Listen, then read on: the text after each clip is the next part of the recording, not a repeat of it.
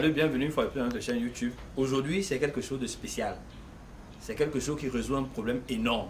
Les questions ont été posées à ce sujet. Aujourd'hui, on a la solution. Nous sommes là dans notre station de production de fientes bio, d'engrais bio, qui résout tous vos problèmes si vous voulez produire quelque chose de bio. Si vous voulez rentabiliser votre projet agro-pastoral sans utiliser la moindre substance chimique, voici la solution compost bio 3 naturel. Dans la vidéo d'aujourd'hui, si vous la suivez jusqu'à la fin, vous allez comprendre le process de fabrication de ce compost. Vous allez voir son impact sur le plan agricole et sa capacité à fertiliser et à rentabiliser votre projet. Pour ceux-là qui sont dans notre chaîne pour la première fois, bienvenue. Je suis Arnold Etouké. Comme toujours, je vais vous permettre, n'est-ce pas, d'avoir les astuces pour rentabiliser votre projet. Dans cette chaîne, nous vous parlons d'agro-business, nous vous parlons d'entrepreneuriat. Nous vous donnons, n'est-ce pas, les astuces nécessaires pour produire vous-même votre propre pépinière, parce que nous pensons que la pépinière est pour un projet agricole ce que représente la fondation pour un immeuble. Si vous bâclez la pépinière, la fondation d'un immeuble, l'immeuble va forcément tomber.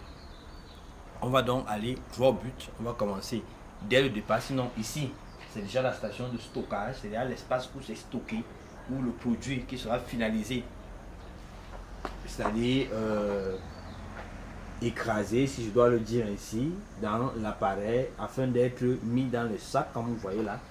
Donc, nous allons aller au début et nous allons voir où est-ce que débute le process et comment est-ce qu'il va jusqu'à ce qu'on arrive à ce produit qui va faire des merveilles dans votre plantation, qui va vous permettre vraiment de produire en très grande quantité. Ok, allons-y donc. Donc aller bac par bac en prenant le temps, n'est-ce pas, de se solidifier. Tout à l'heure dans les différents bacs, nous allons voir que dans certains bacs, la matière est encore un peu plus liquide que dans d'autres. Dans ce bac par exemple, la matière est un peu plus solide. Vous voyez comment la végétation se développe au-dessus. Il y a plusieurs bacs là, une vingtaine de bacs. Vous allez voir dans le bac qui est un peu plus bas, bon, bien ici.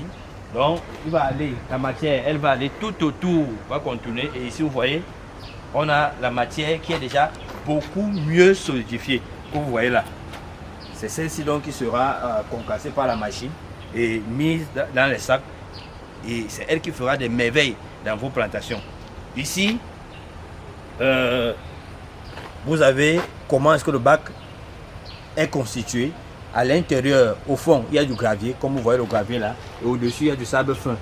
Cela permet, n'est-ce pas, à l'eau de descendre normalement et de laisser cette matière organique dont on a besoin au-dessus, afin que cette dernière se solidifie et qu'elle constitue cet engrais bio, cet engrais naturel. Parce que plusieurs personnes se plaignent. Les personnes se posent la question de savoir comment produire en grande quantité et produire quelque chose de naturel. Produire quelque chose de bio. Voici donc la solution qui vous est offerte par cette station et qui vous donnera cette substance bio qui vous permettra de rentabiliser, n'est-ce pas, votre projet agricole. Vous voulez faire votre pépinière, la fiente, vous en avez besoin, vous prenez cet engrais.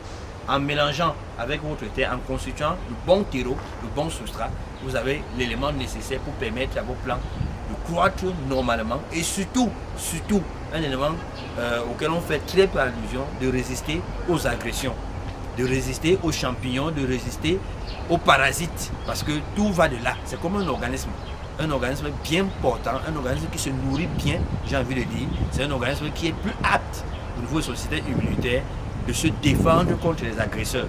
C'est aussi la même chose avec la plante. Si la plante a un bon substrat, si la plante est dans un bon sol, elle sera moins agressive. Et même si les agresseurs arrivent, la plante sera apte à résister et à le combattre. Parfois même sans un traitement phyto. Donc, voici la solution. Et on va voir dans la vidéo, il y a plusieurs bacs.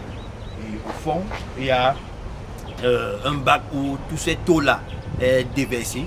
Cette eau qui est déversée sera épurée et renvoyée, n'est-ce pas, dans la nature. Donc ici, c'est tout un processus, vous voyez, c'est tout un domaine, c'est toute une structure qui permet, au-delà de résoudre notre problème, nous les agronomes, résoudre notre problème en agriculture, résoudre aussi un problème environnemental.